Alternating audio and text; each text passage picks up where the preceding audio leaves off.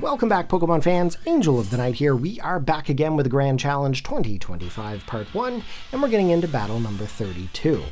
Now, this is a very short battle, and I'm going to say it's going to be very short because our opponent actually ends up forfeiting the battle in the end, just because of how they actually ended up setting up their team against mine. But the reason why I'm uploading this is because of these two leads. Very, very unusual leads. So I'm actually thinking to myself, okay, well, what am I going to be able to do? Talonflame usually goes for a Tailwind, and of course, you know, the Mineshaos usually go for the Fake Out. So I thought to myself, you know what, I'm going to probably go for the Terrestrial into Water, so Amoonguss can take a Brave Bird or a Flame Charge, just in case they don't go for the Tailwind. But we also decided to go for the Supercell Slam into the Talonflame, because we need to get this Pokemon taken out.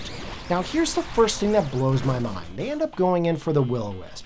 Now, I understand why they decided to go for Will-O-Wisp here, because obviously the Zebstrika is a physical attacker. It would be able to cripple the attack. But what I don't get, and this blows my mind, is normally you see Fake Out with Mineshaow. So at this time in the battle, I'm thinking to myself, why didn't they go for Fake Out? And they have Taunt on Mineshaow. Honestly, I've not seen Taunt be used with Mineshaow at all. Usually you see the Fake Out, the Wide Guard, and those kind of configurations, those kind of movesets. But Taunt?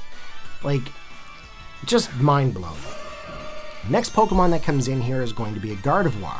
Now, Gardevoir could be a potential issue if Tauros is on my team, because obviously it's a Psychic Fairy type Pokemon. So at this time, I'm thinking to myself, well, what can I really do here against this combination? So I'm thinking to myself, Supercell Slam into the Mineshaow, and then potentially go for the Sludge Bomb into the Gardevoir, because most people don't think that Amoonguss is going to have Sludge Bomb. Usually they're there to configure the setups and the trickery and the status conditions and clearing out stats boosts. They don't really think that Amoonguss is going to be an attacker. So here we go, we've already locked in Supercell Slam to the Mineshaow, and then the Sludge Bomb into the Gardevoir.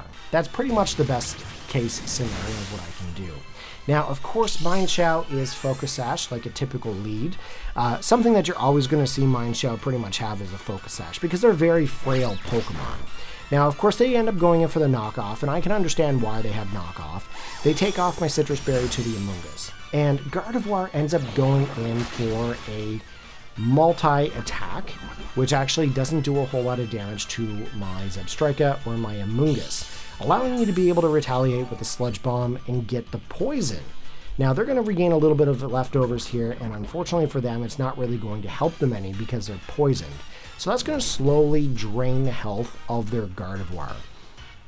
But let's take a moment here and appreciate the value of Taunt, and then also as well appreciate the value of Will-O-Wisp. Those are two moves that I didn't predict at the very beginning of this battle, and this is the reason why I'm uploading this, because you gotta think out of the box sometimes.